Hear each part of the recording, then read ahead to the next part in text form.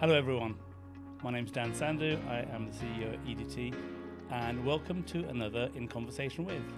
Today I am joined by Nick Gibb. Hello, Nick. Hi, Dan. Nick, as you will all know, was the schools minister in the UK for 12 of the 14 years? Yes, about 10 years. 10 years. Yeah. But the longest serving schools minister that I'm aware of, and I'm sure there has been no other longest serving schools minister. I'm told not. I'll believe them. Not yet anyway. Thanks, Nick, for joining. You've had a fantastic career in Parliament, fantastic career in your brief as schools minister. It'd be great just to introduce yourself a bit more and tell everyone a bit more about yourself, and then we'll kick off with some general discussion about what's been happening in education. Crumbs. Right. Well, I was elected in 1997, so until last week I've been an MP for 27 years. Yeah.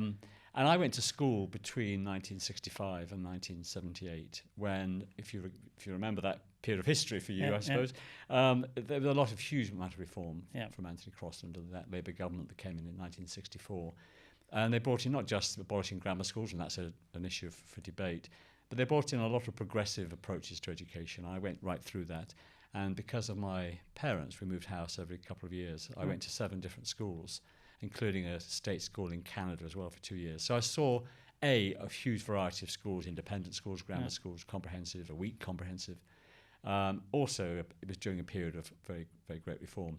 After school, I went to Durham University, studied law, and then I went into accountancy with Pete Marwick and trained to be a chartered accountant and specialised in tax. And I did that until 1997, then I was elected to Parliament in Bognor Regis and Littlehampton. I think we've discussed this before. Very, very similar background. I spent going through various schools in the UK and outside the UK, then went did a degree and also went into chartered accountancy and became an accountant. So there is similarity stops about there, but we had a similar background. Different ways to get into education, but I've ended up in education as well. So thanks for the background. Now, thinking back on your achievements over the last period, what are your thoughts in sort of what's happening in England, particularly in foundational learning and numeracy? Well, I knew there was something wrong with the way children were taught to read. When I first became an MP and started visiting schools in the constituency, I was told that half the children starting secondary school had a reading age below their chronological age, and a quarter had a reading age 2 years or more below their chronological age. And my mother was a primary school teacher, and she would never, children in her class had a reading age above their chronological age. And so I found this astonishing, and I started asking questions of the primary schools. I said, well, how often do you hear the children read? My mother heard them read every day. And they said, once a week. And it's from that I sort of started looking into, well, how are they taught to read? And I met the people from the Reading Reform Foundation and learnt about the importance of phonics and so on. So, if children are leaving primary school still struggling with that basic skill of being able to read, they will struggle throughout their secondary school career. And it means they've also not benefited as well as they could from 5 years or 6 years in primary school when they should be using that reading skill to read Narnia books, whatever it is, just improving their reading skills and their vocabulary and so on. So I knew that this was absolutely key to raising standards in our schools, that the reading was. And then later on I hit upon the problems with the way maths was being taught in schools as well, through the numeracy strategies as well. We can talk about that if you want. No, I think the reading's so critical, and we all hark back and remember as parents how much focus we put on reading as a no-brainer. But clearly that required some reform in schools and mindset and availability and possibly resources. But we'll come back to that later. How important was it, do you think, in the context of that, to reform the assessment of early grade literacy across England? Well, the first point is that I spent 5 years in opposition as a shadow schools minister, really trying to understand why we were declining in the international league tables in PISA and TIMSS. And so I visited schools every Monday for 5 years and sort of spoke to people, read around the subject, met different lobby groups and so on, to try and understand what the problems were, and then identified that there was an ideological approach to education, which I loosely term progressive education, if you like, where there's less emphasis on academic study, that there's a desire to move away from teachers leading the class, that children should learn by self-discovery. Well, these are all the tenets of the approaches that came in the 1960s and 70s into English education, and I think have been hugely damaging, particularly from children from disadvantaged backgrounds. So the fundamental thing was to understand what were the problems in English education that we were inheriting in 2010. And they don't just go back to the previous Labour government. They go back, decades to what was happening in the 60s and 70s. So once you understand that, you can then put in place a series of reforms. I worked very closely with Michael Gove in opposition, preparing for government. And we were not just sort of behaving like sort of politicians preparing a programme. We were really trying to fundamentally change the approach to education that we felt was so damaging, particularly to children from disadvantaged backgrounds. So the assessment issue that you ask about was part of a deliberate set of policies designed to just change the fundamentals of the way education was delivered in this country. And assessment is important. It's really important that that we know where children have reached, whether it's the phonics screening check at age 6 or whether it's the reading, writing and maths test into the SATs at age 11 at the end of primary school. But it's also important to hold schools to account, because until we had those SATs, and those SATs of course didn't come with us in 2010. The SATs were introduced in the late in the early 90s, and they've been kept. They were introduced by the Conservatives, they were kept by the Labour government, and we obviously kept them after 2010. They're hugely important in understanding where schools are letting children down, and you can identify schools where they're not getting the results they should be getting. You can compare schools with similar intakes. One is getting stratospherically high results, another is not. And you can take action then to remedy that. So I think they are hugely important in pushing up standards. Yeah, I think my previous experience in assessment is if you do it right, they become good benchmarks and baselines. If you don't measure it, you can't do anything about it. So I think that's a good reflection. You must have been really proud of the recent PIRLS results that show how well 10-year-olds are doing in England in terms of outcomes. That was obviously great results for England. How do you think countries around the world can learn from that? Learn from the success of what I would say the England's story in education, particularly foundational? Well, they certainly are doing. There's a lot more interest now following PIRLS, and then we had PISA, of course, where we went up in maths from 17th to 11th. And so there is a lot of interest in our reform programme. And what people forget with phonics is that it was very controversial when we were promoting it. Now, of course, it's successful, and success breeds a lot of parents. Failure's an orphan. But so everyone now says they're always in favour of phonics. But they were not, of course. So there was opposition, particularly to the phonics screening check that we introduced. So how can you possibly test 6-year-olds? But we introduced it in a way that was child-friendly. So it was the child reading on a one-to-one basis to their own teacher, 40 simple words. And then the pass mark was set by a panel of teachers at 32 out of 40. And, when we first introduced it, 58% of children reached that pass mark. Wow. And every year it went up. And just before COVID, it was 82%. And that isn't just, teachers getting better at administering the test. If you go around primary schools today, you will see a complete focus on phonics in almost every primary school you go to. I mean, some do it better than others, and we had English hubs who were trying to promote best practice into the school system. But it's a transformation in the way reading has been taught, and that's why I was proud and delighted that we came fourth in the world in the PIRLS test. I always remind people, though, that I haven't taught a single child to read, not one, not a single one. This is down to the 200,000 or 300,000 teachers in primary schools who have delivered this. But where we have played a part is in changing the national curriculum to require systematic phonics to be used in the teaching of reading, and then introducing the phonics screening check. And we changed the framework at Ofsted as well, requiring inspectors to listen to the weakest children read, because it's the weakest children that we're most worried about. Absolutely, And I know you may not have taught children to read, but you visited schools a lot. I think that's quite powerful, because it's quite easy to be an ivory tower, I suppose, word, And how did you organise yourself with a really busy schedule to actually get out to school so regularly? Because you were quite known for that. Well, Mondays. I chose Mondays because being an MP, you have to be in the Commons for votes, and the Mondays is the day where the day starts later. Okay. It starts at 2:30 for question time for an hour, so it's unlikely there'll be votes before 3:30. Yeah. And so I could really get anywhere in the country. So that's why, and it was important. And I was, I look back at the time when I visited schools sometimes, and I kind of, think, well, I was sometimes a little bit impertinent with my sort of questioning of teachers and quizzing children in year 6 and year 5 about their general knowledge and things. And I look back and think, well, maybe I was a bit, I was a guest in those schools. Maybe I shouldn't have been quite as, forthright as I was.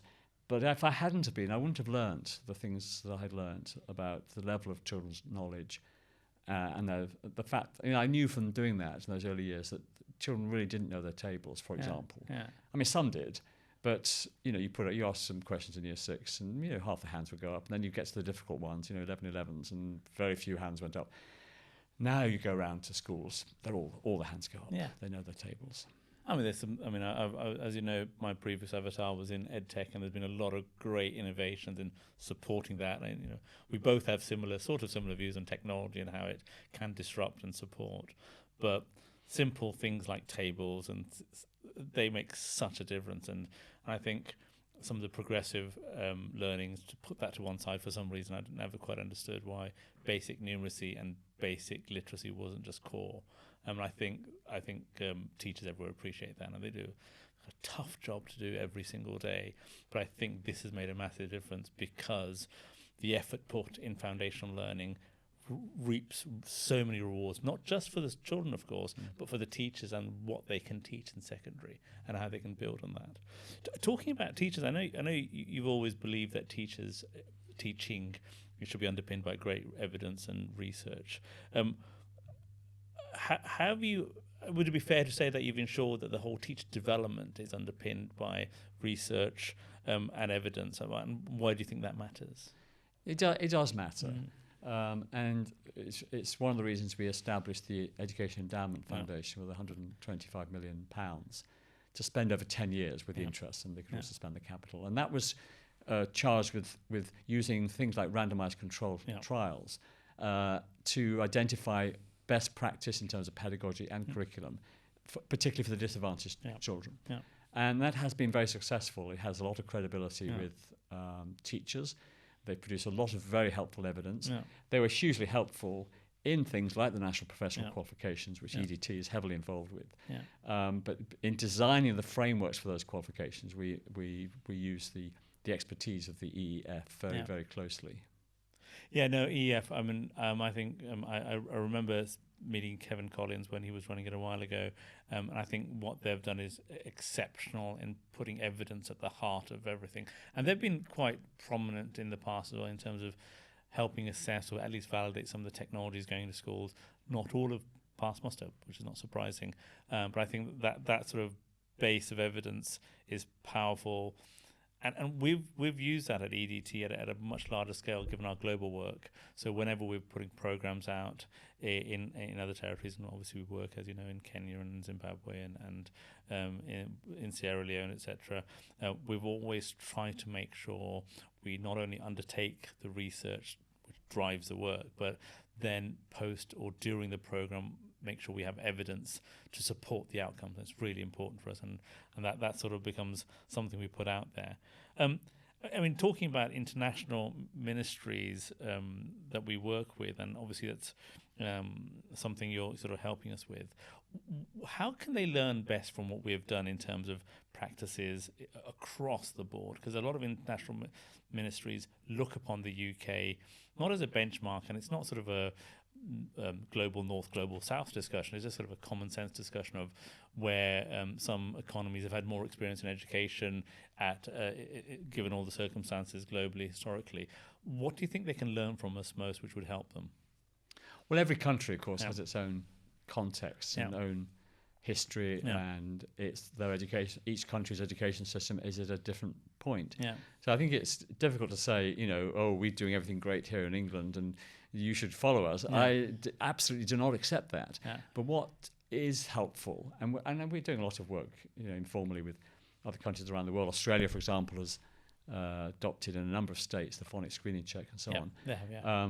And what you can do is have a dialogue and discussion. Yeah. Particularly minister to minister, or former minister to minister, or expert to expert, about the experience that we've been through, because we've made a phenomenal number of mistakes, and you hear ministers around the world sometimes talking about things like competence-based curricula. Yeah. Well, we had a competence-based curricula for secondary schools that was introduced in 2007, and that was built on things that were happening anyway in a lot of classrooms up and down the country. And it really wasn't successful. Yeah. But it might be that these things are successful in other countries. But come and hear what happened in England, and with that information, you can make their own decisions in their own countries. But I listened to, you may have heard her as well, at the Education World Forum, Erica Stanford from New Zealand, talking about New Zealand's experience of the competence-based curriculum. So I think just sharing those experiences, I think, is hugely valuable for all countries. I love hearing about the experiences of other countries.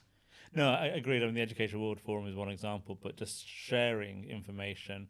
And it is difficult because countries go through natural revolutions, and it's kind of maybe a broad statement, but I think we've probably made all the mistakes you can make. Obviously not in your tenure, but in the last 600-700 years, in what works well, what doesn't work well. Lots of fads come and go, but I think there's definitely learning, and I'm sure we can learn from other territories as well in terms of how they're delivered it, and some are doing education in a much way, some more aggressive than others. And you look at parts of the world like Singapore, they do a very particular way of teaching math. I'm not always a great fan of it, but it works, and similar to operation in Scandinavia, and those kind of previous colleagues and advisors like Tim Oates, for instance, from Cambridge, talks about that in a big way in terms of how those territories operate. I suppose in your role as schools minister, I suppose it's a controversial question, what would you have done different for a better outcome? As your legacy, is there anything you could have done different which would have made a bigger outcome, which either you tried and didn't follow through on, or didn't go down that road? Well, I mean, there's so many areas. You say, you flippantly said, well, there are no mistakes made in my era. Well, okay, there were lots of mistakes made in my era, but I mean, I wish we had taken the same approach to Key Stage 3 in the curriculum review that we did to Key Stage 1 and 2, in more detail year by year. I wish we had, for subjects like geography and history in primary, I wish we'd, again, been more detailed in the what was in the curriculum. The thing about curriculum reform, it is very controversial. We consulted a lot during that process, but ultimately you have to make a decision, and those decisions are controversial, especially subjects like history and so on. But I wish we had just, been a bit braver and pursued that, because I think people underestimate the importance of knowledge. I mean, people talk about being able to look things up in Google. Well, they were saying that in the 1920s. You could look things up in encyclopedias. So the philosophy behind that assertion, this isn't just technologically driven. You do need knowledge. Yeah. You need knowledge in your long-term memory, because the working memory is not large enough to cope with more than a few bits of new information at once. So you need to be able to draw on what's in your retained memory. And that means knowledge, and children paying attention and remembering that knowledge. So this thing about tables we talked about earlier, where people were no longer requiring it to be learnt by heart. You do need things to be learnt by heart, so that you can draw on them. That's how you become a critical thinker or a problem solver, having that memory. So I wish we'd done more there. It also helps with reading, actually, as well. Reading comprehension is improved by how much knowledge you have as well. I mean, there's a technical thing of decoding. That's a mechanical exercise. I'm keen that children learn in the first couple of years of primary, but then beyond that, into comprehension, that's aided by having a really knowledge-rich curriculum as well. So there's that. Teacher training, we hit upon that late. I mean, I did have lots of discussions in those early years and in opposition with the educational faculties of universities, and we were doing all this sort of changing the approach to how you teach reading and maths and so on. And yet the teacher training had not kept pace with those changes. And in the end, we did start that process in about 2018. We started the early career framework work, again, leaning heavily on the Education Endowment Foundation to make sure that the training we were giving teachers in their first 2 years in a school was evidence-based. So everything was in that framework. It's been signed off by the EF. And then we took that back then to the core content framework, into teacher training itself. And I wish we started that process earlier, because it really, I mean, you incorporate that with a market review that we did. Yeah. That only really takes effect this coming September 2024. Yeah. So you see how long these things take. Yeah. But so I wish we started that a bit earlier. Yeah. Well, I think obviously there's been a lot of change, and let's see what happens going forward. I think teacher training is core of it. So what's next for Nick Gibb? What's going to keep you busy going forward? Obviously not the House of Commons. No, not the House of Commons. No, well, I'm doing lots of things around the world. I'm very keen to take this debate internationally. I mean, it's already happening a little bit internationally. But I just want to do more to make sure that the lessons we've learnt in England and the philosophical debate that we've had here is spread around the world. One thing that I'm most proud of in this since 2010 is that we have sort of opened up the secret garden of education debate, where it's not just the professors of education that decide what's in the secret garden, but teachers do. So teachers are now blogging and writing, attending conferences like Research Ed, founded by Tom Bennett. And I think that's really healthy. And I don't think that's happening everywhere in the world in the same way and to the same extent that's happening in this country. So spreading that notion around the world is something I'm very keen to do. I'm doing a little bit of work with UNESCO on foundational learning as well. Again, having those debates with academics who are supporting UNESCO. So that's interesting work as well. Well, that's brilliant. I mean, taking all the learning and all the experiences from the UK into a global arena is fantastic. Obviously, from an EDT perspective, thank you for helping us. And I think it'd be really good to share those experiences with some of our partners globally.